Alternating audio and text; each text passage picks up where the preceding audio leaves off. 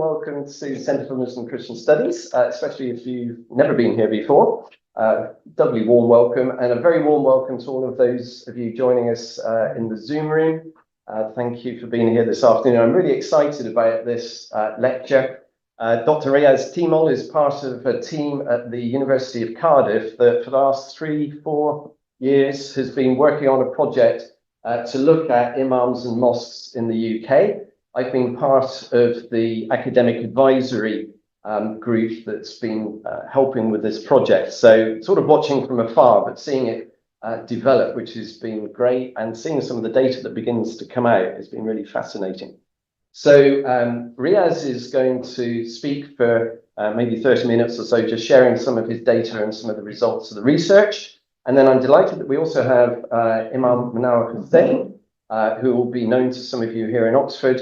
But Monawar maybe will introduce himself just a little bit more, but he's set up a local foundation here called the Oxford Foundation. He's also the Muslim chaplain at Eton College, and something to do with being a lieutenant for the King here in Oxford, and a few other notable things as well. And Monawar is just going to share a little bit of a response to the data from a local Muslim viewpoint as part of the Muslim community here in Oxford. And then after that, I'm delighted we have the Venerable Jonathan Chaffey with us, who is Archdeacon of Oxford. And Jonathan is going to help us reflect a little bit on the data and findings, but from a Christian viewpoint, and thinking about some of the parallels maybe with the experience of clergy and those training for ordination here in this country. And I think there's a lot of resonance between the two experiences. I think it'll be fascinating to draw some of those things out. So, more ado, thank you ever so much. Oh, and to say at the end, there will be an opportunity for some questions and answers, including hearing from those of you online as well. So, Riyaz, over to you. Fantastic. Thank you very much, Richard. Thank you all for honouring me with your presence. Thank you to Richard and Monawar for agreeing to provide some feedback on the findings. It's actually quite exciting for me as well, because as Richard mentioned, we've been beavering away on this project for several years. There's a team of us at Cardiff University. Collecting the data was a challenge in and of itself, and then analysing the data, and then we've been working on drafting chapters of the monograph, which will be hopefully submitted soon for publication. And so I'm fairly confident that the data that we've got now has transitioned from kind of emergent findings to findings per se. So hopefully the presentation of the findings which we cover today pretty much reflect what the project has found. And so this is really, I think, perhaps the first public forum where I'm presenting that. So thank you also to all the guests who've signed up online and are joining us virtually. So Bismillah, to commence. I think, first of all, the name of the project is Understanding British Imams. And I think it's important to specify what we mean by the term Imam. Religious authority in Islam is multiply construed.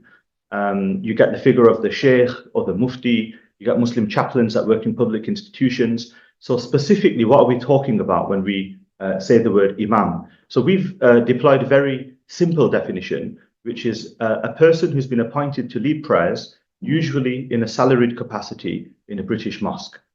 So specifically, it's a mosque-based role of religious leadership in British Islam. And the reason it's important to do that is to specify or to distinguish that subcategory from the broader umbrella category of the ulama. And the ulama are the trained theological specialists in Islam, or the kind of religious clergy within the Muslim community, who've often spent several years studying in seminaries, confessional training that they've received.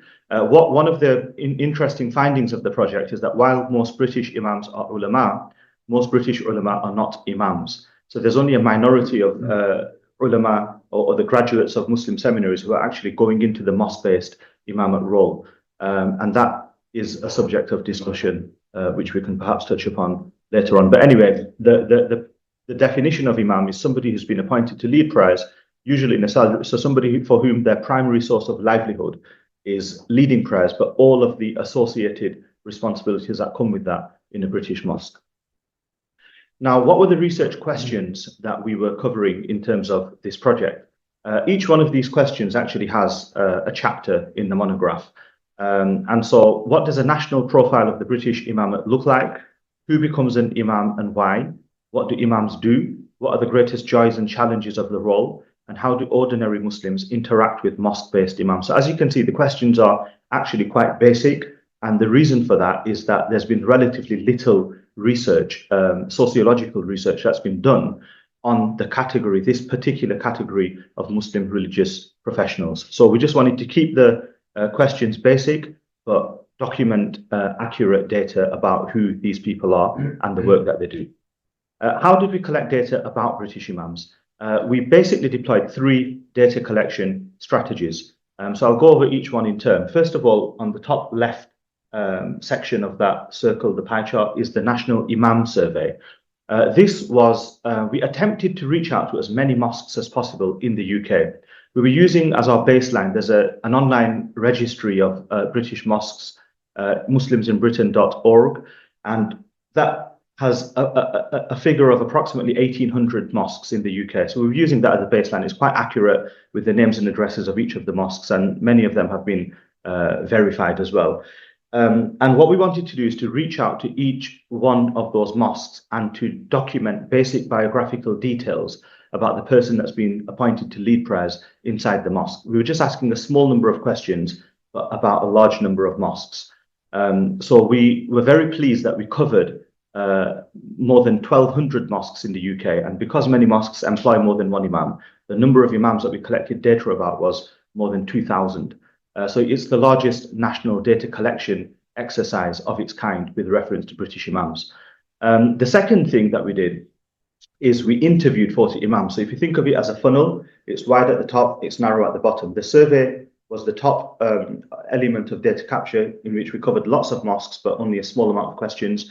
At the bottom of the funnel, it becomes much narrower, where we're focusing only on 40 imams, but we're really penetrating into meaning and feeling, lived experiences. What motivated you to become an imam? What are the greatest joys and challenges of the roles? If you could do things differently, what would it be? If you could give advice to the principal of your seminary where you received your training, what would that be now that you've had several decades or several years of lived experience in the role, etc.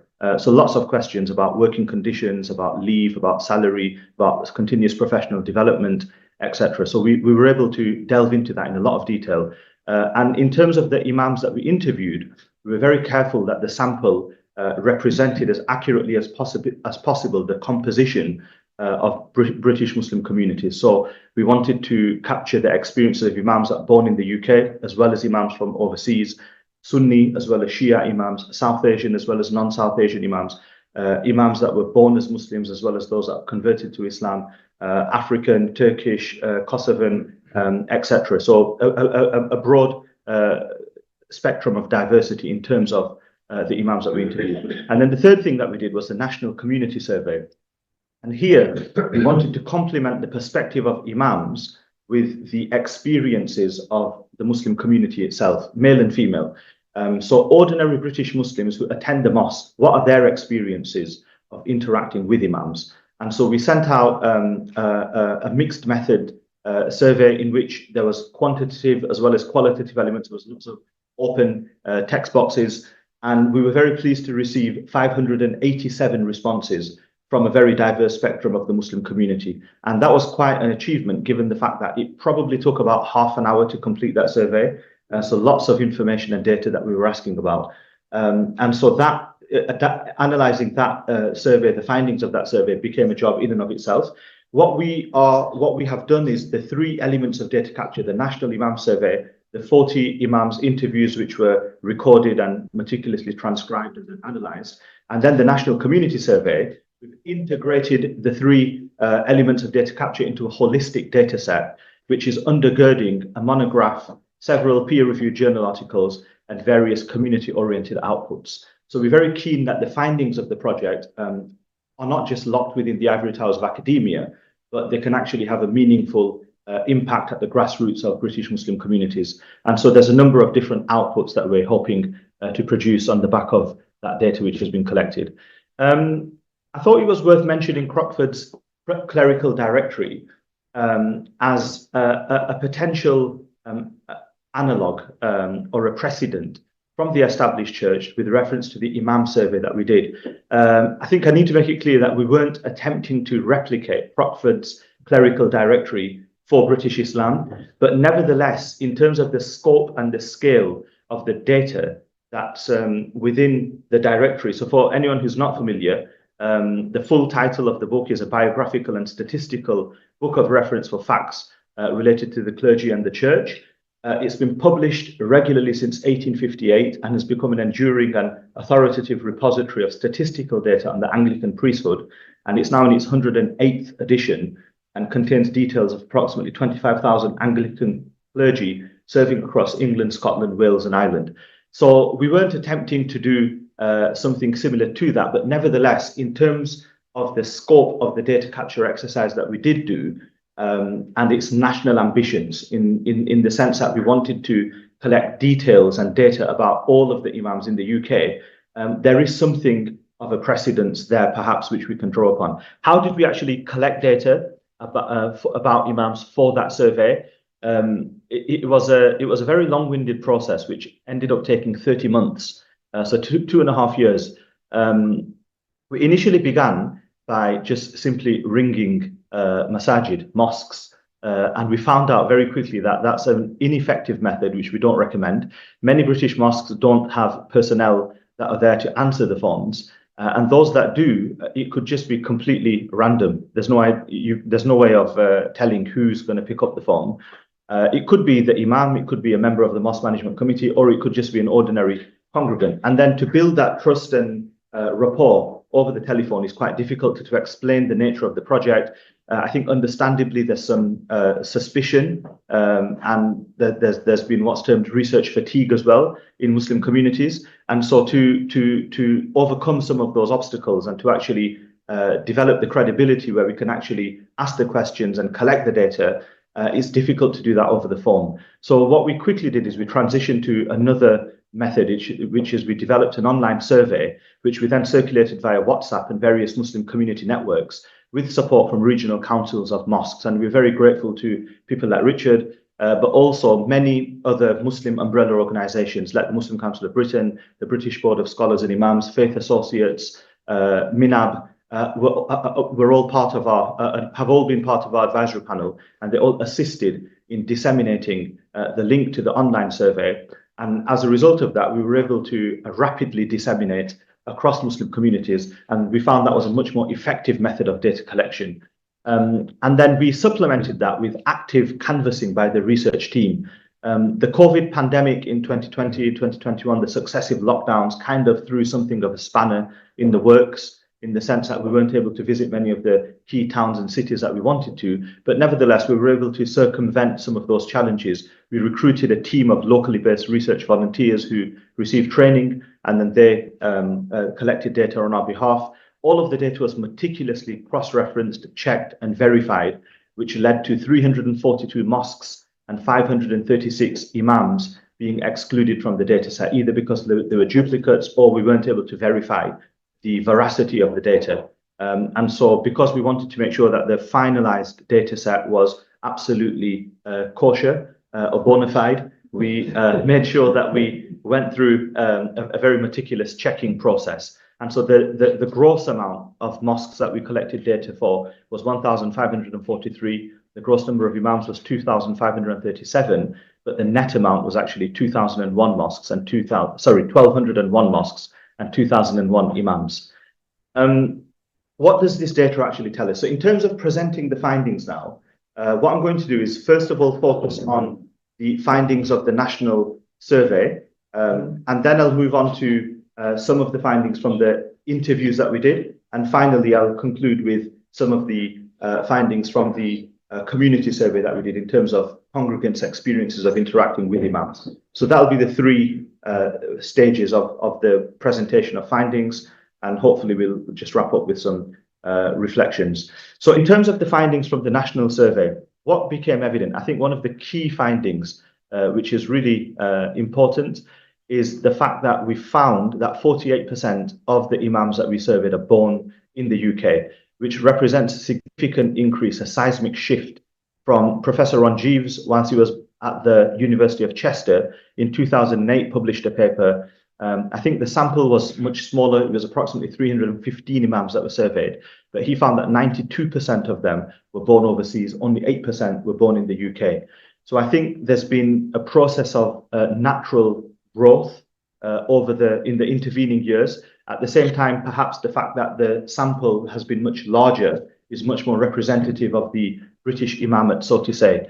But nevertheless, we found that 48% of British imams are born in the UK compared to 52% who are born, or 51% who are born overseas. The figure of 48% is a much more accurate reflection of the British Muslim population more generally. The 2021 census found, for the first time, it was a historic milestone that was reached, in which more than half of British Muslims are now born in the UK, 51% are born in this country. And so the imamate is now much more reflective of that broader demographic constituency.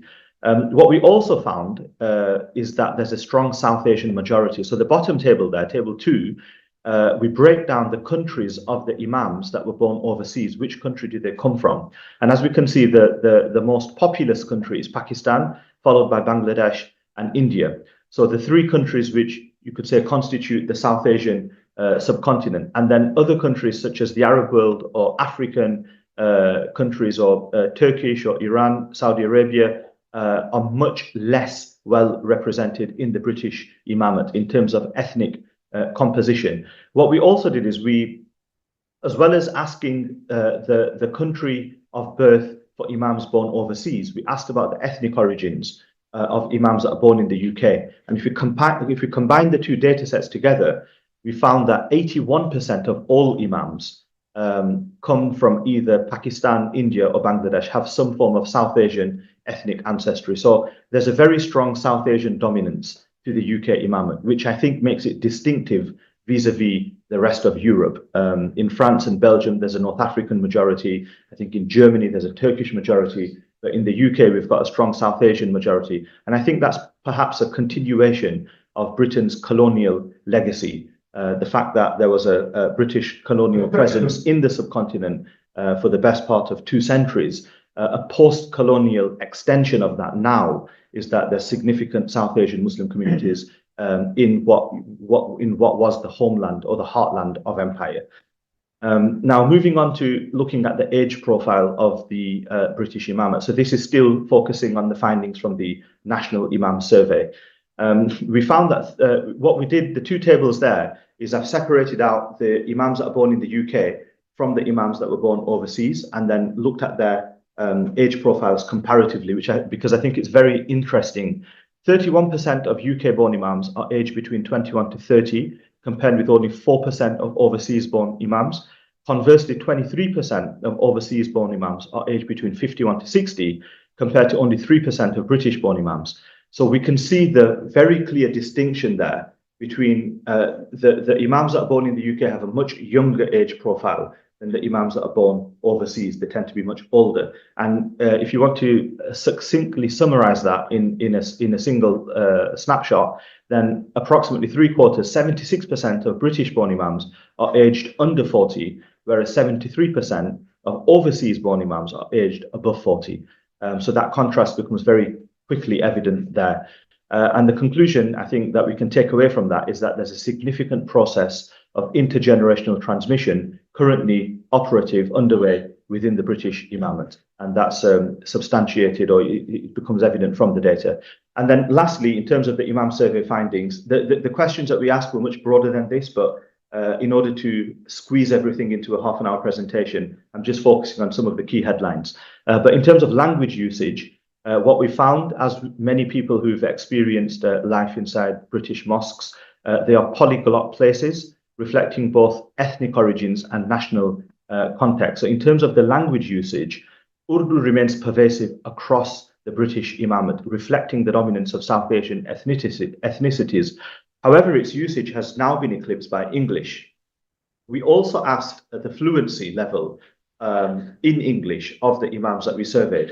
28% of British imams have basic fluency in English, 29% have good fluency, 34% have excellent fluency, only 8% have no fluency. So if you combine the good fluency and the excellent fluency, then that's 63% of British imams speak pretty good English, according to the data that we collected. What we did find, however, is that 82% of Friday sermons, the khutbah, are delivered exclusively in Arabic, indicating its ongoing liturgical value in British mosques. And I think previous surveys or previous research have sometimes conflated the function of the Arabic khutbah with an ordinary address that the imam makes. So what we were very careful to distinguish between the two in the design of the survey, because what we found is that many British mosques and imams place a premium on Arabic as a liturgical language. So in terms of the validity of the prayer, the ritual validity of the prayer and the sermon itself, many believe it has to be done exclusively in Arabic.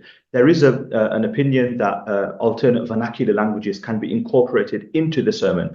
However, that is not reflective of the mainstream British Muslim experience. So the majority of mosques tend to keep this, the khutbah itself, which is considered a ritual component of the prayer, exclusively in Arabic, but the sermon which precedes the khutbah, or ordinary announcements that are made from the front of the mosque, or ordinary study circles, can be done in a range of different languages. So we found that that was the dominant perspective or experience of people or imams in British mosques. Moving on to, so that's the imam survey. I'm going to move on to the interview data now. And so from the quantitative to the qualitative elements of data capture. The architecture of the book, the monograph, there's a lot of alliteration of the letter P.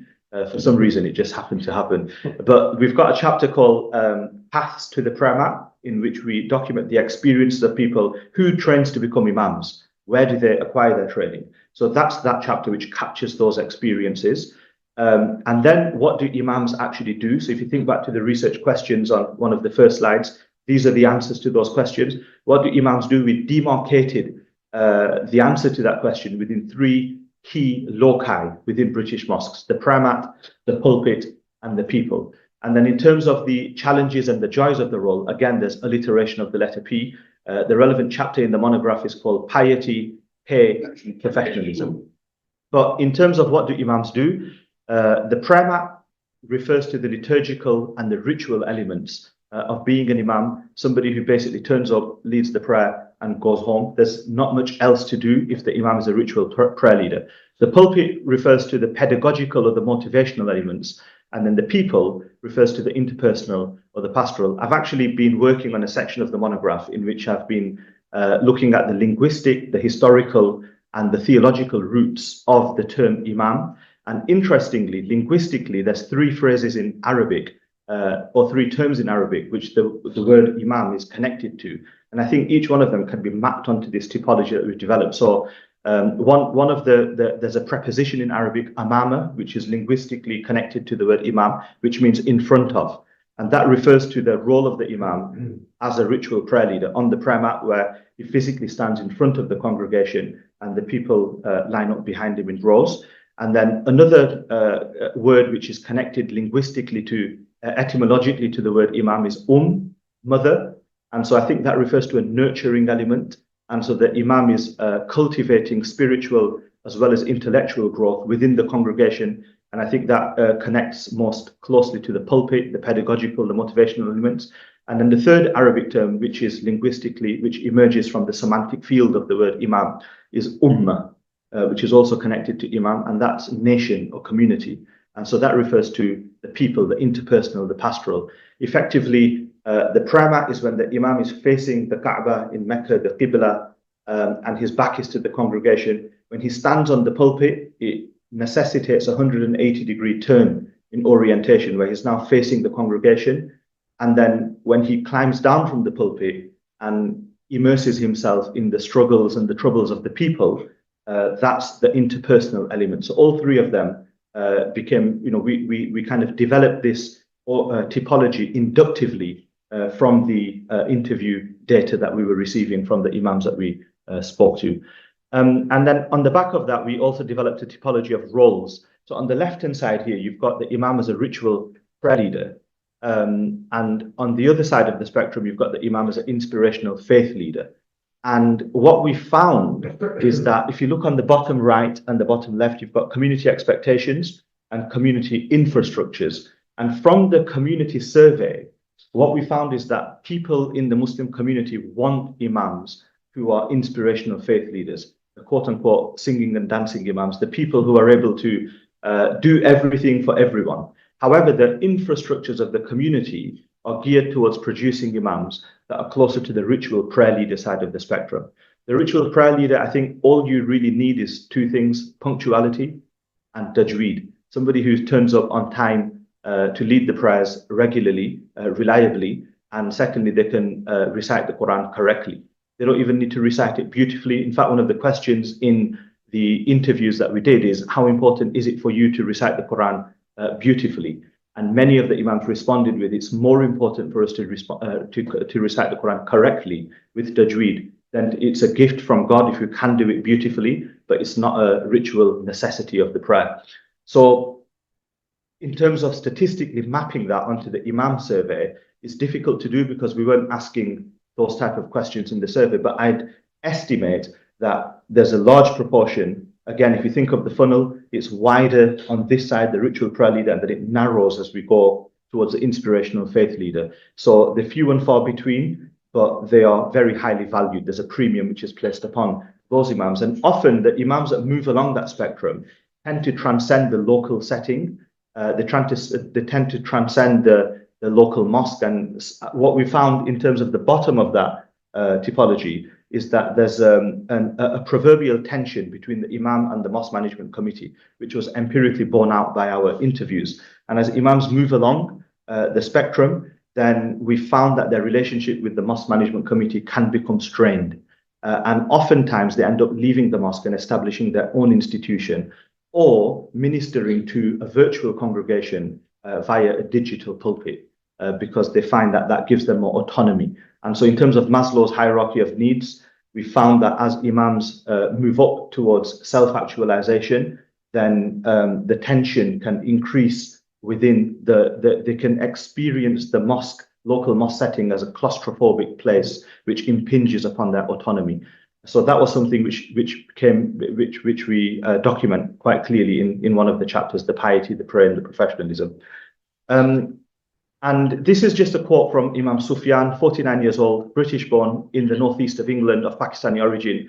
I just wanted to capture the unpredictability, but also the diversity of the demands. And often this is missed out. So very often in the academic literature, when we talk about imams, it tends to be imams who are depicted as ritual prayer leaders. But actually, many of the imams we spoke to, I think intrinsically, in and of itself, because of the fact we were seeking to interview people, necessarily the people that would respond to that type of request would probably be functioning closer to the inspirational faith leader side of the spectrum. So we need to have that caveat in mind in terms of the type, the composition of the sample that we access. But nevertheless, many of the imams we spoke to, kind of this is a typical day. So he says, usually, obviously, you're doing all the 5 prayers at the masjid. People come to you with all sorts of problems. Somebody will ask, I've got a marital problem. Will you counsel us?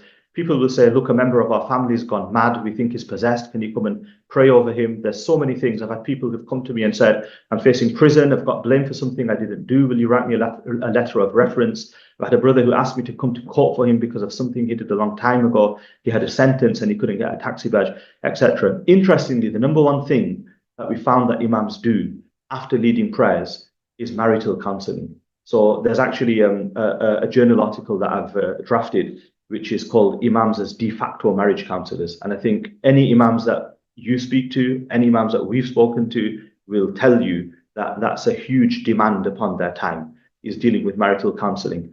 And so I think there's a case to be made for imams functioning as spiritual caregivers. And the reason I want to use this phrase is historically it's been used for the work of Muslim chaplains in public institutions, in hospitals, in universities, in military settings, in prisons. But what we found is that many of the demands of the role of mosque-based imams resemble the work of spiritual caregivers. And that's a lovely quote which I came across in a recent publication. A spiritual caregiver may in certain situations of human trauma be as pivotal as a medical practitioner. The aim of spiritual care, in whatever way one understands the concept, is to enhance people's lives. to foster resilient communities, to allow people to flourish and to build human hope. And I think very from the interviews that we conducted, many imams are doing this work day in and day out, often underpaid, undervalued, underappreciated, and certainly overworked. But they do it. It's a thankless job. But many of the imams that we spoke to framed it in terms of an indigenous term, which they termed khidmah, is service. And so they're not doing it for worldly reward or recognition from the people, but they see it as a responsibility, an honor, and a privilege to stand where the Prophet stood and to lead prayers and to try their very best to help people as much as they can. Even if they can't speak English, but they're still performing this role as spiritual caregivers within the community. That said, there was a gendered element, and this is, I think, the final slide, to the community survey in particular. And this came across as quite a striking finding. So I think it was worth capturing this. But many of the Muslim women who filled out the community survey felt underserved by the current structures of religious leadership in British mosques. And the statistics are 74% of female respondents did not feel comfortable approaching their imam for moral support or religious guidance. However, 95% would approach a female alima if their mosque employed one, but only 17% of mosques do. And there's a couple of quotes there from Muslim women who completed the survey. So I think that's an example of a concrete recommendation that our project can make to communities, is that we've got a surplus of both ulama, alims and alimas that are being produced by Muslim seminaries in the UK. I would suspect that no more than 10% are going into mosque-based imamate roles. So that begs the broader question, what do the other 90% do? And then in terms of the graduates of Muslim seminaries, there's both male and female graduates. And so I think there's a case to be made for a mosque-based chaplaincy role, which is independently funded. So it's not something which is publicly funded like in universities or hospitals, but there's certainly a need for this in Muslim communities. And in order, it's very clear from the statistics that Muslim women would prefer to approach somebody of the same gender. So that's something that Muslim communities can think about in terms of the findings of the project. So to summarize each one of the aspects of data capture, first and foremost, our statistical data shows a distinct shift towards a British-born Anglophone imamate as organic processes of intergeneration transmission deepen, reflective of the wider British Muslim population. Our interview data reveals considerable internal heterogeneity in the British imamate, encompassing roles such as the ritual prayer leader, the preacher and teacher, and the inspirational faith leader. And our community survey findings highlight a mismatch between community expectations and community infrastructures, resulting in dissatisfaction among some sections of the British Muslim community towards mosque-based imams. Thank you so much for your patience in listening to that whirlwind tour. It's difficult to subsume 4 years of research into 30 minutes, but any thoughts, comments, feedback, suggestions are very welcome. Thank you. Thank you very much, Riyaz. That's really, really interesting. And as I said, you will have a chance to ask questions, including those online. If you're online, feel free to start putting questions in the chat. Or if you want to ask them audibly in a moment, then we'll unmute you so you can do that. But I'd love to invite our good friend Imam Monawar to come and give a local Muslim response. So maybe, guys, if you could swap seats, maybe Riyaz take a seat over there. Thank you.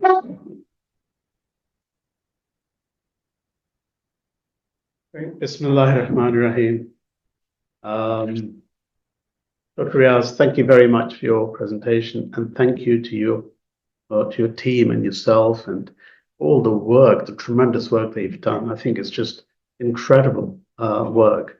I mean, sometimes we try and get hold of an imam, and it's pretty difficult. And you've got hold of 2001 imams. That is coming from within the community. That's a huge achievement. And just from the data that you've shown, it just demonstrates the amount of work and effort that's gone into actually engaging the community and actually producing something quite substantive, and something, as I mentioned to you the other day, that people in 10, 20, 30 years time will be citing as one of the seminal original works.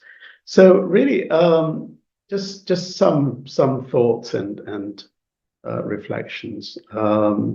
I was struck by the change that's taken place in terms of the more indigenous British-born imams. 48%, almost half.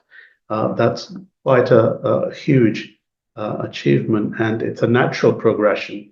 And it just gives me so much hope for the future, because you have people born and bred in this country, so they understand the culture, the British culture, they understand our values, and are able to address the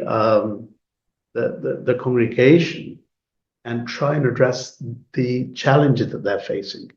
Because often, when I was growing up, we'd have the Imams up speak, give a sermon in Urdu or Punjabi, and it was, sometimes it was just some of the language I couldn't understand, and it was the same for our for the others as well. And whereas now we actually have a mixture of both, so we have very good local imams who deliver their sermons in English, and also they inter kind of sort of change each sort of every 3 weeks or so. We'll have an imam who will deliver something in Urdu. So very, very positive in that respect. Quite a shift, and so it gives me a lot of hope. I was left thinking, I wonder whether it's possible to understand the kind of values and what are the imams teaching?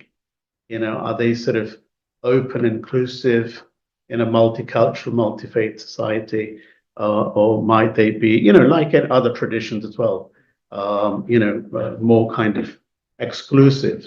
That would be something that would really be very helpful as well. Also, the leadership training. I've kind of felt that we ask so much of our imams, but we don't pay them very much. But it's not just paying them, it's also the kind of continued professional development. If we want those inspirational leaders, and we want those inspirational leaders with the right values, with the right kind of vision for a multicultural, multi-faith society, then we have to, as a community, invest in their training. And so with another hat on, as an associate director of Leadership Management International, which is dedicated, going for about 70 odd years, I've been struck with the difference that a systematic leadership program makes in terms of the outcomes that one can achieve. So I just wonder whether there is certainly food for thought in terms of our mosque committees. And I'm so glad, Brother Musna, that you're here, chairman of the Bar Street Masjid, and always inclusive, always inviting local communities to come and break fast and so on. And that's the kind of leadership that we want in our imams as well, encouraging, inviting people, and kind of sharing their faith in a sense with the local community who might not have such a deep understanding about Islam, and breaking the stereotypes that they might have come across. Valuing imams also, I think that's something that is very apparent from what you've said. The other thing that you mentioned about the kind of the system at the moment, the mosque committee system, being claustrophobic for those who actually want to be more autonomous, want to use the gift that God has given them in terms of, not only knowledge, only the wisdom, but also inspire the community and people around them. But somehow the structure within the mosque just isn't set up for. Mosque committees prefer people who, imams who can just come and offer a prayer, but not challenge them.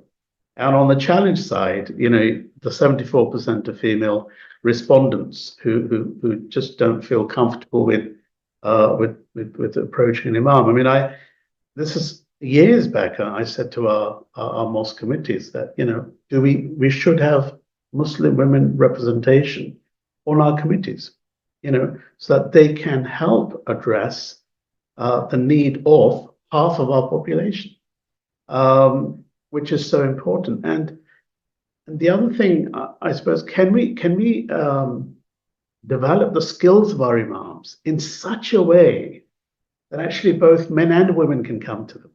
The women don't feel a reluctance to come to them. So what is it that we can do to fill that gap? Because, you know, often I'm not based in any mosque, you know, so I'm very fortunate in that sense. So on occasions I've had, you know, sort of a tutor from the university get in touch because there's a female Muslim student who's having, you know, challenges, difficulties, could be around relationships. And so they're more comfortable sort of coming to me and speaking with me and being able to, you know, I try and sort of help and support them. But I wonder what it is that we can do as a community to help support those imams and give them the skills to be able to build those relationships with the whole congregation. You know, there are going to be instances where women just simply do not feel comfortable, and that's fine. But there might be other instances where, you know, that they would be more open and willing to come and speak with a Muslim, with a male imam. But alima is the other thing, very important thing that's your research has thrown up, which is to actually have sisters, you know, females who are, you know, who've gone through the madrasa system, who are alima, i.e. scholars, Islamic scholars, to create space for them in our mosques, you know, to get them to lead too in the masajid. I think that's something, again, the community needs to think about, because as a father of girls, you know, I want my daughters to feel that the mosque is also for them, not just for the men.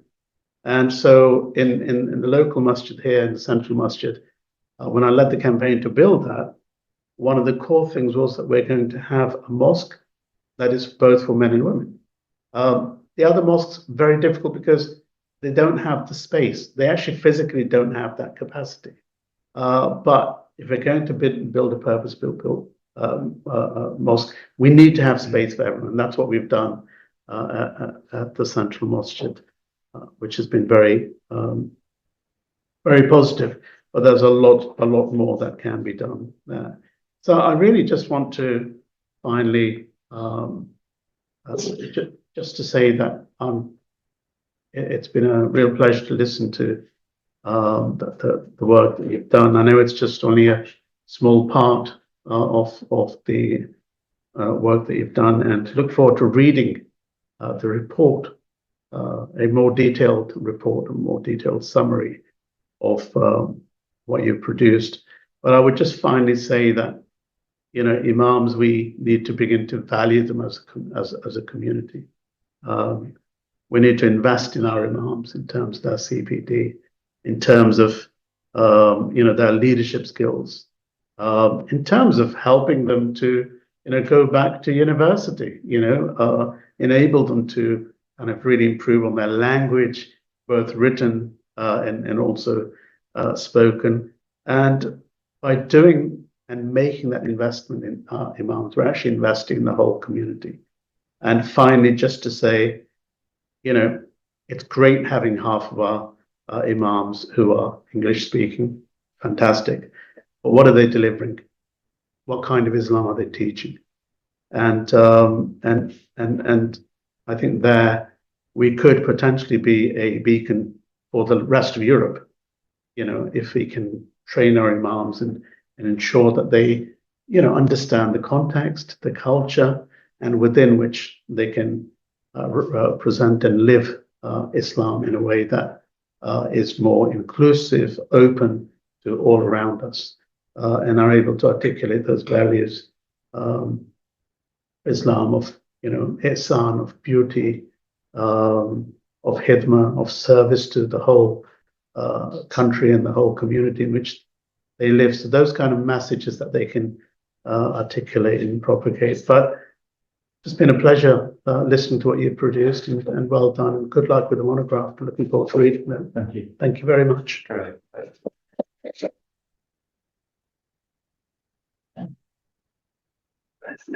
Right, Jonathan, it's great to have the Venerable Jonathan Chaffey, Archdeacon of Oxford, with us. So, Jonathan, over to you. Thank you very much, Richard, and it's great to be with you, and thank you for this privilege of being able to offer some sort of comparison to the observations and insights we've received. My thanks to Riyaz for your fascinating research on understanding British imams. You've offered genuine insights into the diversity of their social and geographical backgrounds, the religious traditions from which they come, and the developing roles which they inhabit, picking up on some of the questions that Monawar has posed. I want to thank Monawar as well, yourself an inspirational faith leader, Monawar, certainly here in this community of Oxford, and I know beyond. And also to thank Richard for this work of this centre that breeds understanding, dialogue, and support for one another. So to begin with a caveat, this is not an official but a personal response. Okay. Understood. Yeah, I'm not a theological educator in a formal sense, but I do have long experience of working with clergy and imams, some imams in parishes, and particularly in my background in chaplaincies. And it's important that we understand the background of all religious ministers so that they can increasingly represent the growing diversity within UK society. But it's also important to know where they come from, their family, their community, their education, even their economic circumstances, because those backgrounds affect who they are as ministers, the emphases of their ministry, and perhaps even the style in which they minister. So let me offer a statistical comparison and then of some personal reflections. The Christian Church generally acknowledges what we call the priesthood of all believers. In other words, all Christians are called to model and represent the character and the work of Jesus. That's the call of the whole Christian Church. Within that family, we have many thousands in the UK of lay ministers. We call them lay ministers, who are authorised for preaching, for leading prayers and pastoral care. Speaking specifically about Church of England ministers, that is not the whole of the UK, but just in England, we have about 20,000 ordained Church of England ministers. Everyone within England lives in a parish. We are here in a parish, a geographical parish, and we have about 7,000 clergy who are paid as parish priests. Further 3,000 who are self-funded. Perhaps that's because they hold further secular employment of one form or another. We have another 7,000 clergy who continue to exercise active ministry in retirement, and an increasing number, which I'm very pleased about 1,000, maybe slightly higher, who are employed as chaplains across a wide range of sectors, from prisons to armed forces, hospitals, schools and colleges, care homes, city centres, and many more. And interestingly, as opposed to the 76% of imams in Riyaz's survey who are aged under 40, 50% of Church of England clergy are aged above 55. So interesting to see where that goes. It's always good to have young blood and some of ours joined straight from university. But the wisdom of age also brings great benefits. In 1994, we began to ordain in the Church of England women as priests. And that's had an exponential rise over the years. They now make up roughly 33% of the number of priests in England.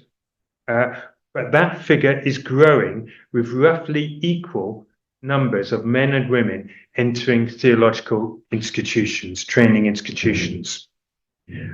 Traditionally, we've been very white British, and I say that with some sense of shame, really, I think. Over 90% of Church of England priests in England were white British in 2022.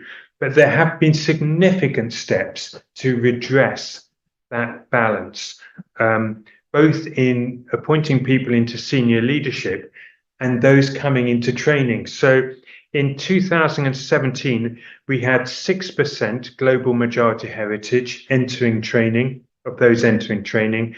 By 2023, that was already up to 13%. And I expect that rise to continue, rightly so. This year, 2024, we've had about 370 people entering theological education training in about 20 institutions.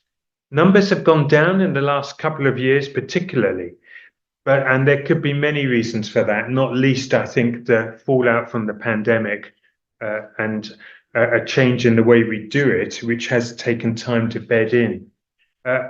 We're trying to improve support for clergy in posts and allow more flexible ministerial working patterns. We're trying to make the exploration of ministry more streamlined, and we're trying to tailor the formation to the individual circumstances of those coming forward.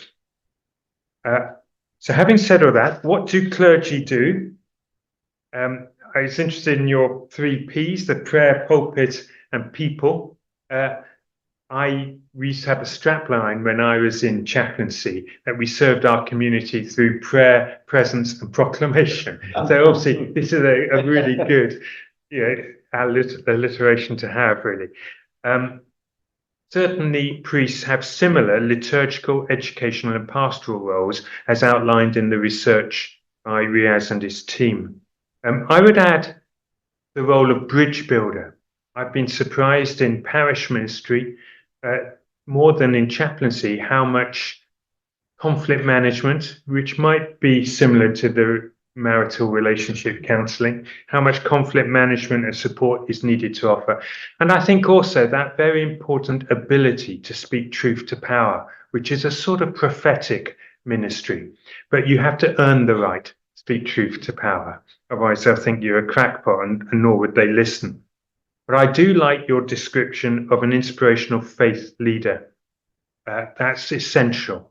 That's the gold standard, really, because without that sort of inspirational ministry, it won't be attractive for other people to follow.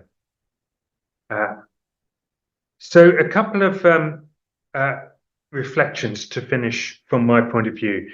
First of all, the context of ministry, and then the formation of our ministers. And the context should continually affect the formation methods and emphases. The context I want to take us to is the census figures of 2021, because those reveal that 37% of the adult population in the UK espouse no religion at all. That's a 12% rise from 2011. There's been a corresponding 13% drop in that time of those with a Christian allegiance, down to 46%. And a small rise in Islam to 6.5% from 5%. Therefore, we have an enormous challenge. And I say we because I think it's together we have to do this, to teach and nurture religious literacy across society amongst those who have increasingly little religious understanding. And I'd offer 3 reasons why that's important. The first is that in order to build individual and community life on the moral foundations that are provided through religious leaders and our religious traditions. The moral foundations, where will they get them from if it's not through us? Secondly, to promote the value of faith at the heart of public life and policy. And thirdly, to help our young people to gain spiritual resilience in the multiple complexities of their lives. And I think it's no accident that the increase of mental health issues in our society correlates with a drop in religious understanding in society. So that's the context. Now about the formation of our ministers. Non-residential training has become increasingly popular, interestingly, especially in London and in the Northwest, there's quite a bit. But there's something very formational about learning in community. If iron fashions iron. If I could quote the Persian poet Hafez, I've loved this quotation for many years. Loved seemed at first an easy thing, but the hard awakening. And I think learning in community begins to soften that hard awakening. It brings an understanding of how to live in community and under authority. And that authority is the authority of Scripture, so the Quran for yourselves, the richness of the Christian tradition under that authority, under the authority of our church leaders today, and under civic authority. And having met my wife in theological college, I'm tempted to add her to that list as well. Under her authority. Sure. You learn about ministry also within a changing culture, influenced by the growth of secularism, as I've mentioned. You also develop a personal rule of life in formation. And I was a military chaplain for 28 years, and I found that personal rule of life invaluable in times when you might be ministering in an isolated environment. With multiple ambiguities and so forth.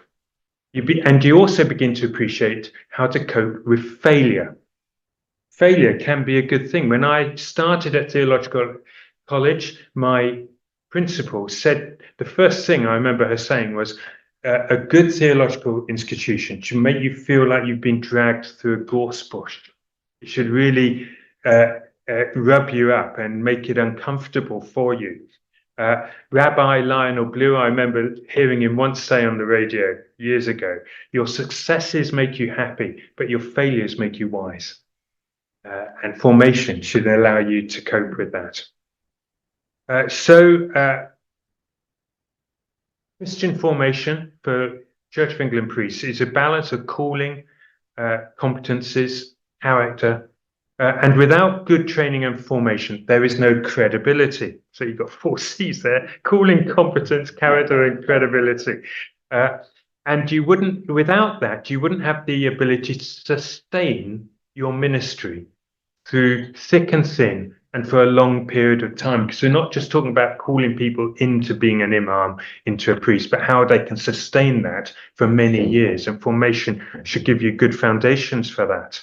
And for a Christian, that means learning to model the character of Jesus, spending time in prayer, and beyond the initial formation, and this comes to the CPD point, the continual professional development, we have apprenticeships, usually 3 to 4 years, and then beyond that, a continual ministerial development, we called it, and that's pretty much optional, but there's annual reviews with people to help you assess that. But with this support comes a degree of formal supervision and also accountability. So I'd like to ask the accountability question for these many imams as well. For Church of England priests, they're subject to canon law, which sits alongside civil law in this land. And one final observation, this all starts with God. he calls us, we don't call him. In my understanding, in a Christian understanding, certainly. So Jesus said to his followers, you did not choose me, but I chose you. And that rather takes the pressure off.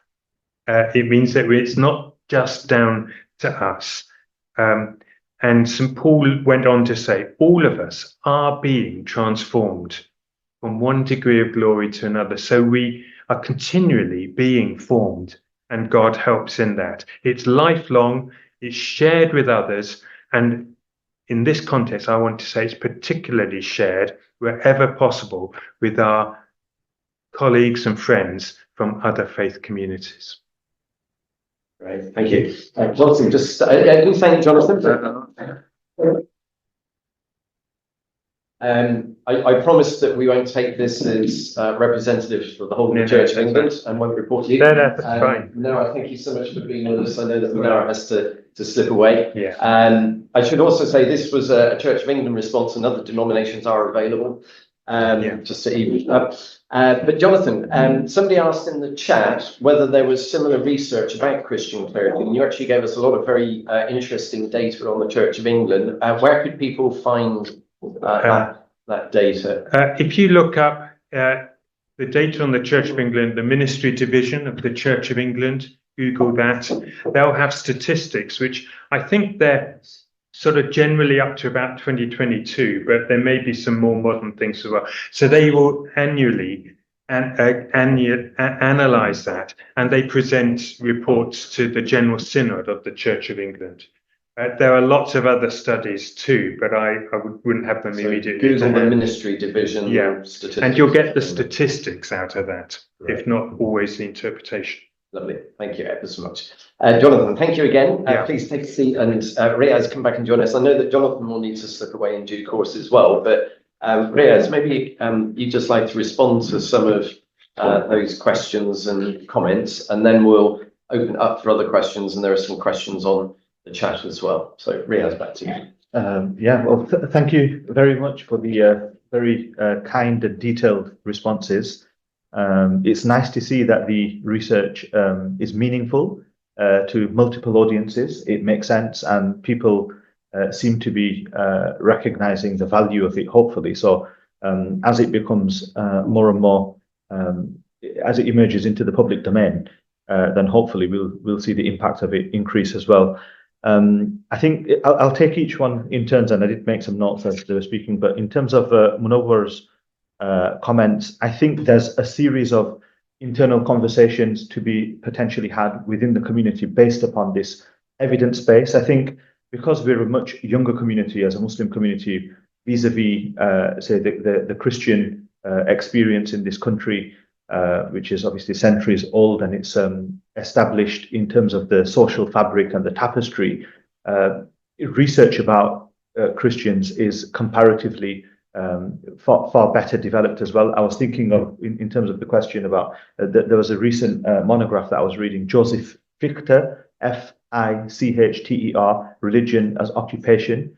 It's a very interesting early study. I think it was published in 1965, of why people become priests and their actual experience and the whole concept of a vocation. So there has been work that's been done on the figure, say, of the parish priest, but comparatively little work that's been done on the figure of the Imam. And so I think now that we've developed this repository of data, sociological data about British Imams, phase 2 for me would involve having conversations with the community and saying, where do we go from here? And I think Monawar made some very pertinent observations there. But I'd want to do that in collaboration and consultation. I think the key people to make things happen on the ground are the Imams themselves. And so from the inception of this project, I've worked very closely with various community stakeholders, and I'd love to continue that relationship and continue those conversations. And so the various things that he mentioned, particularly to do with working conditions and salary, these became very evident that these are very real issues that need to be addressed in our community. If you want Imams to be moving along the spectrum towards inspirational faith leaders, then we need to be providing them with the resources and the support structures that they need to be able to do that. Many Imams, one of the resounding findings from the data set is that there's a huge appetite for CPD among Imams themselves. Many of them end up having to deal with people with mental health problems, suicidal congregants, marital counselling, as we talked about, but they've not had the professional training to be able to deal with these sensitive situations. And so because of the fact that it's taking up a huge portion of their time anyway, they'd love to actually have the training to be able to do it in a professional way as well as in a spiritual way. But at present, the infrastructures within the community don't seem geared towards providing those type of support courses. So I think that's a conversation to be had in terms of contracts as well. Many Imams, some Imams don't actually have contracts. Some that do tend to be hastily put together. And so I think there's a review of that, the professionalization of the sector, which perhaps could happen. We could perhaps develop a suite of template contracts, which could then be used, which are calibrated to the typology of roles on the spectrum. So it's not fair that the inspirational faith leader who goes so much above and beyond gets paid the same amount as a ritual prayer leader who simply turns up and goes home, but both of them are necessary. So recognizing the internal diversity within the sector is also important. So all of those things, I think, are potential. There's room for conversations there, which I'd love to do as part of phase 2 of the project. I think, the statistics in terms of the clergy, the number of people training to become clergy is very interesting. The number of active members within the church, very interesting. I don't think there's any comparative research in terms of the number of students that are enrolling in what's termed the Darul Ulum institutions, which is the prevalent model of Imam or ulama training in the UK. I'd probably estimate that there's upwards of perhaps 40 institutions. Interestingly, you said that non-residential models are becoming more and more popular. I think that's also happening in the Muslim community, particularly in the post-pandemic era. Things shifted online. And interestingly, I've noticed a trend. This is not documented in the research, but just within my kind of own experiences in the community. There's a trend of people that are working full-time. They've acquired a professional qualification, doctors, lawyers, accountants, who are now training to become ulama or imams part-time in the evening. And there's a number of institutions that are open to facilitate that. There's also been a transition from Urdu to English within the seminary, which is quite significant. So as well as the British-born imamate, the Anglophone shift that's happening within mosque-based imams, but the training itself is also shifting towards English. I think it's inevitable as processes of indigenization become more deeply embedded within the UK. And I think the shared challenges, you mentioned the census 2021 figures, 37% of the British population affiliate with no religion. And there's a wonderful quote from Professor Grace Davey, who many of you will be familiar with religion in Britain, perhaps the most eminent sociologist of religion in the UK. And then she published the follow-up. The subtitle of the first one was Believing Without Belonging, and then the subtitle of the follow-up edition was A Persistent Paradox. And one of the things she pointed out in that book is that as indices of religious practice continue to show unremitting decline, but public discourse about religion continues to mushroom. So there's a paradox there in that people are becoming less and less religious, but talk about religion is increasing more and more in our community. And she said, more heat than light is an understatement. And so the idea that we need religious literacy, and she said, just at the time that people in the UK need it most, we seem to be losing the tools to have a civilized, intelligent, sophisticated conversation about religion because of the fact that it's less and less important to so many people. So I think that's a shared challenge that cuts across not just the Abrahamic faiths, but just people of faith in general. And I think we can really have some conversations about how we communicate our truths and ideals in a world which is increasingly secular. But thank you very much for those responses. Great, thank you very much, Riyaz. So opportunity for some question and answer and a bit more discussion.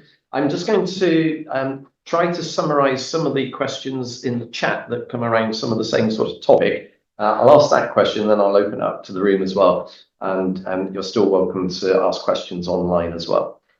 Several of the questions in the chat are really around who's doing the training, what are those institutions, what's their theological background? Is there any sense of the proportion and what is the connection between the different theological traditions and amongst the imams from those traditions? Is there sort of networking? And I guess obviously we have Sunni and Shia. I mean, this study did include the Shia, but then within those traditions there are also sort of sub-traditions. So who's doing the most training? And is there talking between those different traditions? Yeah, no, good question. So I think the two broad umbrella denominations within Islam generally as a theological, historical, civilizational enterprise are the Sunni and the Shia. Statistically, I'd estimate that, say, 90% of the global Muslim population is Sunni, and so Shias have always been a minority. And I think that demographic is reflected within the UK population also. We were keen to represent both Sunni and Shia perspectives in our research. So in terms of the interview sample, 40 Imams that we interviewed, 10% is 4, but we actually ended up interviewing 5 Shia Imams. So they were very well represented in terms of the demographic weighting. In terms of the Imam training, now, because this was a study, the first thing we did is we defined specifically who we mean by the term Imam. It was people that are in situ in mosques. So the process of formation, of training to become an Imam wasn't the explicit focus of study for us. Nevertheless, it came up as part of the interviews that we did.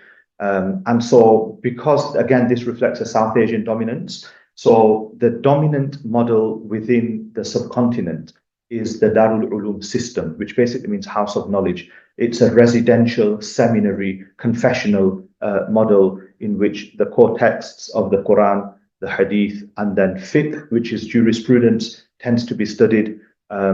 There's, some of the observations you were making about formation and living in community can be very well replicated. A wonderful book which I'd actually recommend, which I've recommended to many Darul Ulum students and graduates, is Through the Narrow Gate by Karen Armstrong, her autobiography of studying in a convent in the 1960s, pre the reforms of the Second Vatican Council. And so it's a very rigorous rule of life which she had to adhere to. And I think the resonances or the similarities between life in community in a seminary setting were quite striking. And so those communities have been replicated in the UK from South Asia. And so in terms of the two major denominations of South Asian Islam, there's a good book by Sher Ali Dareen, which has been published recently, called Defending Muhammad in Modernity. And he basically delineates the conflicting claims to authenticity of what have been termed the Deobandi and the Barelvi schools. And so both of them are represented in British Islam. Both of them have a genealogy to South Asian Islam. If I was to quantify in terms of the question, I suspect that the Deobandi school is dominant within the Darul Ulum sector. They've been much more active in terms of setting up, establishing, and running the institutions. I think it's also possible to map denomination with ethnicity. So the Pakistani community tends to be much more populous within Barelvi, within a Barelvi orientation, whereas the Indian Gujarati community tends to be more active within the Deobandi circles, particularly in the management of many of the Darul Ulum institutions. A lot of this stuff has been researched and documented and published, but that is part of the formation of British Imams.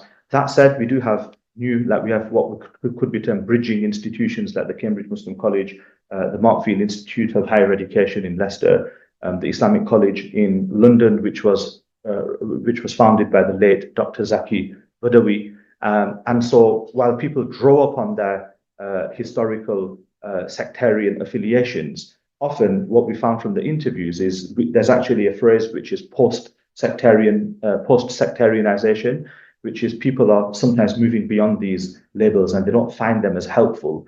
in terms of the day-to-day challenges of ministering in contemporary Britain. And so there's a kind of influence in terms of where they've come from, but it's not directly relevant to perpetuate some of these. We did find that there was a growing tendency among the imams that we interviewed. Right, thank you. And the follow-up question in the chat is really, within those institutions, particularly the Dar al-Uloom, are they doing any pastoral training and equipping, or is it all text, fiqh, and so on?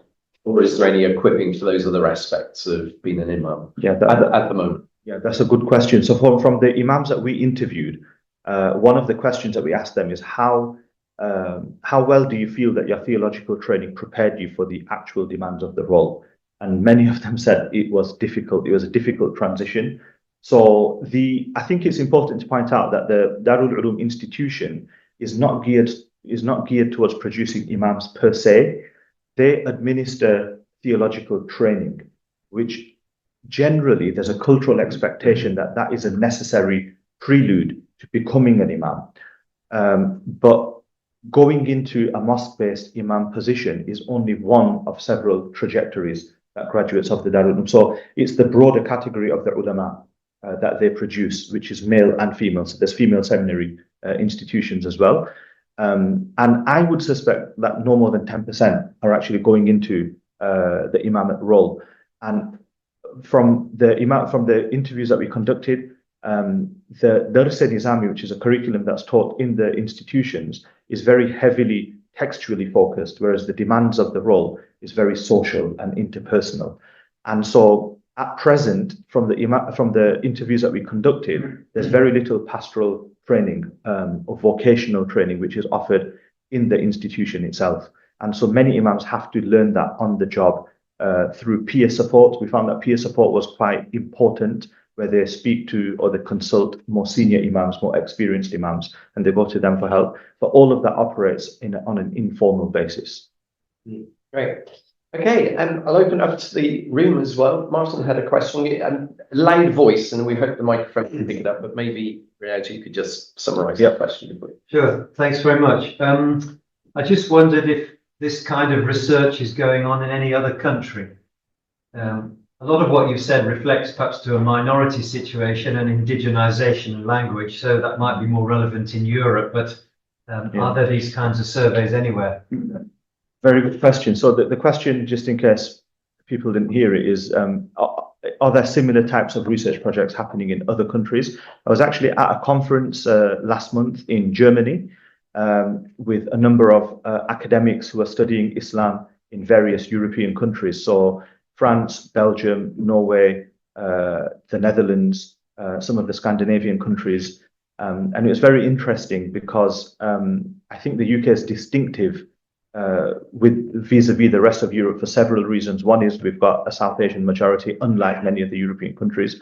I don't think a project of this scale has happened in other European countries. Every country has its own genealogy and narrative and story of Muslim settlement and the development of communities. And I think it's at a certain point of maturation of the community that you can begin to ask these type of questions. One of the things which became evident from that conference I was in, because we were listening to different European perspectives, is the fact that the UK is unique in the sense that numerous institutions of imam training have been established on a British soil, which allows a homegrown demographic of imams to be developed. In the rest of Europe, it seems as if they're heavily dependent and reliant upon sending trainee imams overseas to acquire that training. But it tends to be in other institutions, not the Darul Uloom institutions. For example, Azhar University in Cairo, but also the University of Medina in Saudi Arabia is popular in some settings. Turkey and Bosnia have their own systems. So in Germany, for example, there's a direct influence of the Diyanet system, which is the Turkish state, which is exercised in many German mosques, and the imams are actually supplied from overseas. So they have their own sets of challenges. Even the Friday sermon is actually administered centrally, so the imam's autonomy in terms of responding to local needs in preparing a sermon is curtailed because of the fact that it's just supplied centrally and they have to stick to the script. So those challenges are distinctive in European settings. I don't think a research project of this scale has been conducted in other European settings, but there is research which is being done, and there's a section of the monograph in which I survey the landscape in terms of imams in Europe, and I do situate it within that. Right, thank you. Yuri. Yeah, Muslims not from South Asia in the 2021 census, they stand at something like 40%, I think. So there's much fewer imams per say 10,000 than for South Asians. In your when you study communities, have you got any responses where they would go? Would they all flock to very large congregations into the Egyptian or the Turkish mosque, or will they then go to English-speaking imams, perhaps from a South Asian background? So in terms of the 2021 census, it was 66% of British Muslims are of Asian background. But because the survey that we conducted, we asked for specific countries.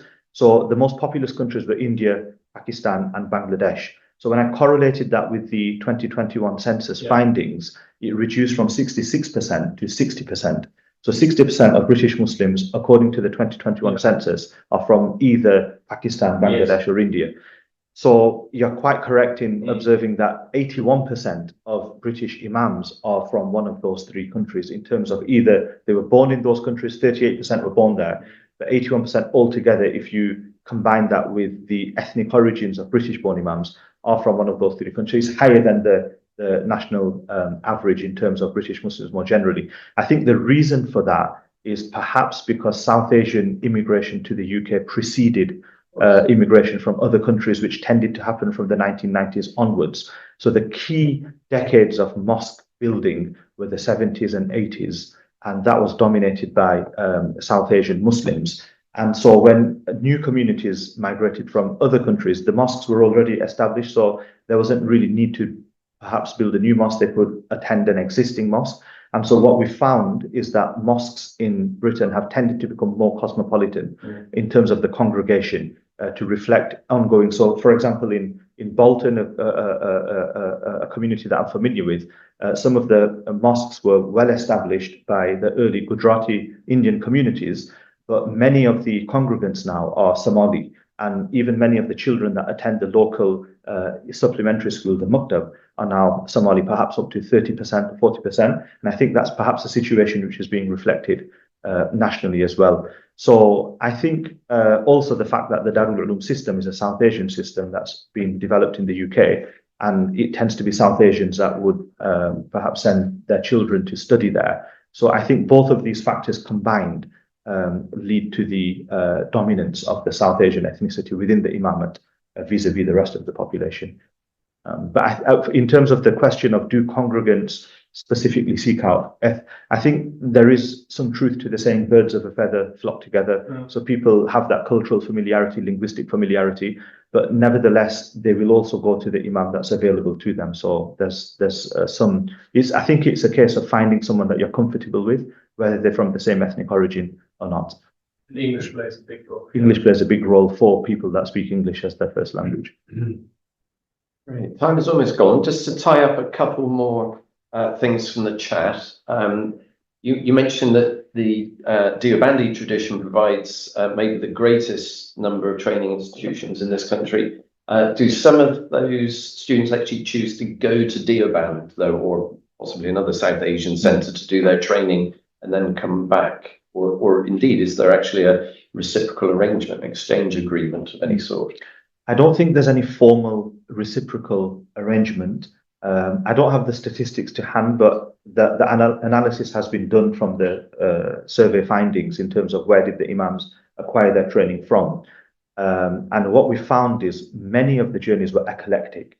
So it wasn't restricted to a single institution. So often what would happen is they could perhaps start their studies in the UK in a British seminary. They might even graduate from that seminary, but then they'd supplement it with overseas training. And imams that have acquired some form of training overseas in perhaps the more historically established or the prestigious institutions, either in Egypt or Pakistan or India, tend to have more credibility when they returned. So spending 1 or 2 years overseas, studying with scholars or studying with an established institution lends credence to their study. So that did happen, but I don't have the statistics to hand. But the analysis has been done, and it will be in the. It's sort of like an informal credit system. There's You can get cats points. Yeah, it's not kind of. There's no formal reciprocal system, so it's kind of down to the individual imam. Interestingly, British imams are also going to South Africa to study as well. And I think the reason for that is the institutions in South Africa which have been established have become Anglophone much earlier than the UK traditions, because the Muslim community in South Africa is older, but it also speaks to the transnational networks of the Deoband School, which has established nodes in several different countries, and so there is a transference of students. And so we did actually break down the countries in which imams have studied, and South Africa was interestingly prominent, as well as Pakistan and some of the more ones that we'd expect. And there was just one question about the Salafi tradition. Yeah. Is there Salafi training going on in this country, or would people have to go to maybe Saudi Arabia or some other place? So the Salafi tradition was, again, we interviewed imams from the Salafi tradition and they completed the survey. The University of Medina in Saudi Arabia tended to be popular again. Well, interestingly, there was, if we juxtaposed the journeys of kind of imams, say from the Deobandi Barelvi backgrounds from a South Asian, what we found is socialization was more influential in their trajectory. In other words, they tended to have either their father, their grandfather, an uncle, somebody who was an imam in the family. And so they were socialized into having that institutionalized Islamic understanding. For the Salafi imams, we found that conversion characterized their trajectory much more. So they kind of had a conversion experience where they began to practice Islam, as a result of which they wanted to study it deeper, which led to a journey which ended up them becoming imams. So there was quite an interesting juxtaposition there. I'm not aware of any. I think there was private studies that would take place in the UK, but in terms of the institutions, it tended to be the University of Medina in Saudi Arabia, which was most popular among imams of a Salafi background. Thank you very much.